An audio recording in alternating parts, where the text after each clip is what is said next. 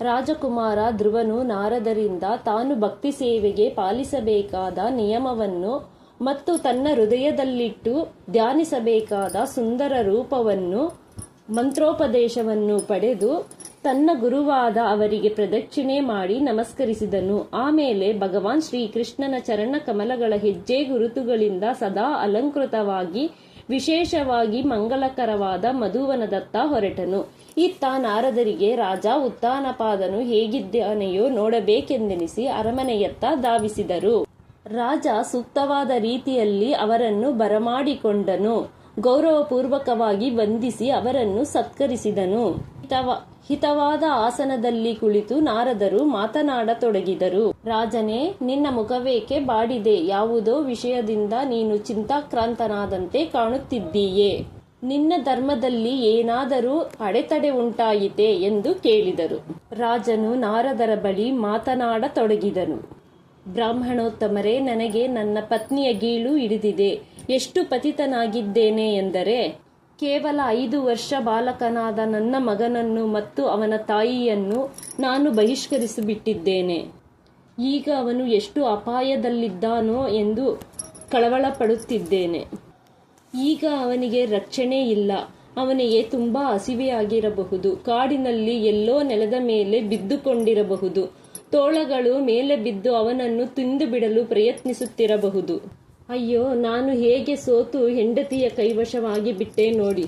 ಮಗುವು ಪ್ರೀತಿಯಿಂದ ನನ್ನ ತೊಡೆಯ ಮೇಲೆ ಕುಳಿತುಕೊಳ್ಳಲು ಪ್ರಯತ್ನಿಸಿತು. ಆದರೆ ಕಠಿಣನಾದ ನಾನು ಅವನನ್ನು ಎತ್ತಿ ಕುಳ್ಳಿರಿಸಿಕೊಳ್ಳಲಿಲ್ಲ.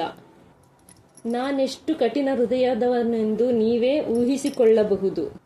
ಈ ರೀತಿ ತನ್ನನ್ನು ತಾನೇ ನಿಂದಿಸಿಕೊಳ್ಳುತ್ತಾ ರಾಜನು ಬಹಳ ಸಂಕಟ ಪಡುತ್ತಿದ್ದನು. ನಾರದ ಮಹರ್ಷಿಗಳು ರಾಜನಿಗೆ ಉತ್ತರ ಕೊಟ್ಟರು. ಪ್ರಿಯ ರಾಜನೇ, ನಿನ್ನ ಮಗನ ವಿಷಯದಲ್ಲಿ ದುಃಖಿಸಬೇಡ. ದೇವೋತ್ತಮ ಪರಮಪುರುಷನು ಅವನನ್ನು ಕಾಪಾಡಿದ್ದಾನೆ. ಧ್ರುವನ ಬಗ್ಗೆ ನಿನಗೆ ತಿಳಿಯದೇ ಹೋದರೂ ಈಗಾಗಲೇ ಅವನ ಪ್ರಸಿದ್ಧಿಯು ಲೋಕವನ್ನೆಲ್ಲ ವ್ಯಾಪಿಸಿದೆ. ಚಕ್ರವರ್ತಿಗಳಿಗೂ ಮಹರ್ಷಿಗಳಿಗೂ ಸಾಧ್ಯವಾಗದೇ ಹೋದ ಮಹತ್ ಕಾರ್ಯವನ್ನು ಅವನು ಸಾಧಿಸುತ್ತಾನೆ. ಬೇಗನೆ ಅವನ ಕಾರ್ಯ ಸಾಧನೆ ಮಾಡಿಕೊಂಡು ಮನೆಗೆ ಹಿಂದಿರುಗುತ್ತಾನೆ. ನಿನ್ನ ಕೀರ್ತಿಯನ್ನು ಜಗತ್ತಿನಾದ್ಯಂತ ಹರಡುತ್ತಾನೆ.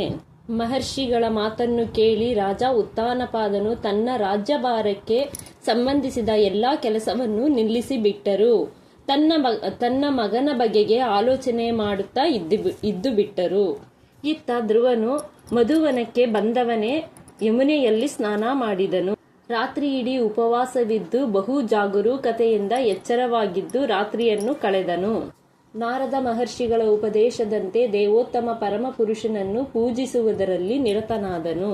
ಧ್ರುವನು ಮೊದಲನೆಯ ತಿಂಗಳು 3 ದಿನಕ್ಕೆ 1 ಬಾರಿ ಕೇವಲ ಹಣ್ಣುಗಳನ್ನು ಕಾಯಿಗಳನ್ನು ತಿನ್ನುತ್ತಿದ್ದನು. ದೇಹವನ್ನು ಆತ್ಮವನ್ನು ಒಟ್ಟಿಗೆ ಉಳಿಸಿಕೊಂಡಿರುವುದಕ್ಕೋಸ್ಕರ ಅವನು ಅವುಗಳನ್ನು ತಿನ್ನುತ್ತಿದ್ದನು. ಈ ರೀತಿಯಾಗಿ ದೇವೋತ್ತಮ ಪರಮಪುರುಷನ ಆರಾಧನೆಯನ್ನು ಮುಂದುವರಿಸಿದನು. 2ನೇಯ ತಿಂಗಳು ಧ್ರುವ ಮಹಾರಾಜನು ಕೇವಲ 6 ದಿನಗಳಿಗೊಂದು ಸಾರಿ ಒಣಗಿದ ಹುಲ್ಲನ್ನು ಎಲೆಗಳನ್ನು ಆಹಾರವಾಗಿ ಸೇವಿಸಿದನು. ಹಾಗೆಯೇ ತನ್ನ ಆರಾಧನೆಯನ್ನು ಮುಂದುವರಿಸಿದನು. 3ನೇಯ ತಿಂಗಳು ಅವನು 9 ದಿನಗಳಿಗೆ ಒಮ್ಮೆ ಕೇವಲ ನೀರನ್ನು ಕುಡಿಯುತ್ತಿದ್ದನು. ಸಂಪೂರ್ಣವಾಗಿ ಸಮಾಧಿಸ್ಥನಾಗಿ ಉತ್ತಮವಾದ ಸ್ತೋತ್ರಗಳಿಂದ ಸ್ತುತಿಸಲ್ಪಡುವ ದೇವೋತ್ತಮ ಪರಮಪುರುಷನನ್ನು ಪೂಜಿಸುತ್ತಿದ್ದನು. 4ನೇಯ ತಿಂಗಳು ಧ್ರುವ ಮಹಾರಾಜನು ಶ್ವಾಸೋಚ್ಛ್ವಾಸವನ್ನು ಸಂಪೂರ್ಣವಾಗಿ ನಿಯಂತ್ರಿಸಿದನು. ಪ್ರತಿ 12 ದಿನಗಳಿಗೆ 1 ಸಾರಿ ಉಸಿರೆಳೆದುಕೊಂಡನು. ಹೀಗೆ ತನ್ನನ್ನು ಪೂರ್ತಿಯಾಗಿ ನೆಲೆಗೊಳಿಸಿಕೊಂಡು ದೇವೋತ್ತಮ ಪರಮಪುರುಷನನ್ನು ಅರ್ಚಿಸಿದನು. 5ನೇಯ ತಿಂಗಳು ರಾಜಕುಮಾರ ಧ್ರುವನು ತನ್ನ ಉಸಿರಾಟವನ್ನು ಎಷ್ಟು ಸಮರ್ಪಕವಾಗಿ ನಿಯಂತ್ರಿಸಿದ್ದನೆಂದರೆ, ಒಂದು ಕಾಲಿನ ಮೇಲೆ ಕಂಬದ ಹಾಗೆ ನಿಂತುಕೊಂಡು ಸ್ವಲ್ಪವೂ ಅಲುಗದೆ ಮನಸ್ಸನ್ನು ಸಂಪೂರ್ಣವಾಗಿ ಪರಬ್ರಹ್ಮನ ಮೇಲೆ ಏಕಾಗ್ರಗೊಳಿಸಲು ಸಮರ್ಥನಾದನು. ಇಂದ್ರಿಯಗಳು ಮತ್ತು ಇಂದ್ರಿಯ ವಿಷಯಗಳ ಮೇಲೆ ಅವನು ಸಂಪೂರ್ಣ ನಿಯಂತ್ರಣವನ್ನು ಸಾಧಿಸಿಕೊಂಡನು.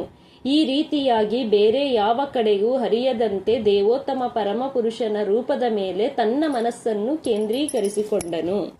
ಹೀಗೆ ಧ್ರುವ ಮಹಾರಾಜನು ಸಮಸ್ತ ಭೌತ ಸೃಷ್ಟಿಯ ಆಶ್ರಯನು ಸಕಲ ಜೀವಕೋಟಿಯ ಪ್ರಭುವೂ ಆದ ದೇವೋತ್ತಮ ಪರಮಪುರುಷನನ್ನು ತನ್ನ ಹೃದಯದಲ್ಲಿ ಸೆರೆ ಹಿಡಿದು ಇಟ್ಟುಕೊಳ್ಳಲು 3 ಲೋಕಗಳು ನಡುಗತೊಡಗಿದವು.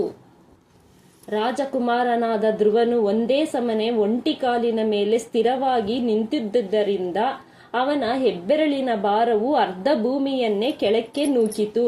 ದೋಣಿಯಲ್ಲಿ ಒಯ್ಯುತ್ತಿರುವ ಆನೆಯು ತನ್ನ ಒಂದೊಂದು ಹೆಜ್ಜೆಯಿಂದಲೂ ದೋಣಿಯನ್ನು ಎಡಕ್ಕೂ ಬಲಕ್ಕೂ ತೂಗಾಡಿಸುವ ಹಾಗೆ ಇದು. ತನ್ನ ಮನಸ್ಸನ್ನು ಭಗವಂತನ ಮೇಲೆ ಸಂಪೂರ್ಣವಾಗಿ ಕೇಂದ್ರೀಕರಿಸುವ ಸಲುವಾಗಿ ತನ್ನ ದೇಹದ ಎಲ್ಲಾ ರಂಧ್ರಗಳನ್ನು ಮುಚ್ಚಿದನು. ಆದ್ದರಿಂದ ಎಲ್ಲಾ ಜೀವಕೋಟಿಯು ಉಸಿರು ಕಟ್ಟಿದ ಒತ್ತಡವನ್ನು ಅನುಭವಿಸಿದರು.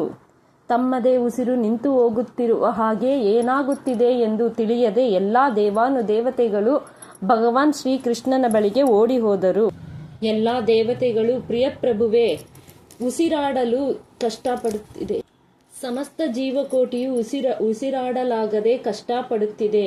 ಎಲ್ಲರ ಶ್ವಾಸೋಚ್ಛ್ವಾಸವು ಕಟ್ಟಿ ಹೋಗಿದೆ. ಇಂತಹ ಅನುಭವವು ಹಿಂದೆಂದೂ ನಮಗೆ ಆಗಿರಲಿಲ್ಲ.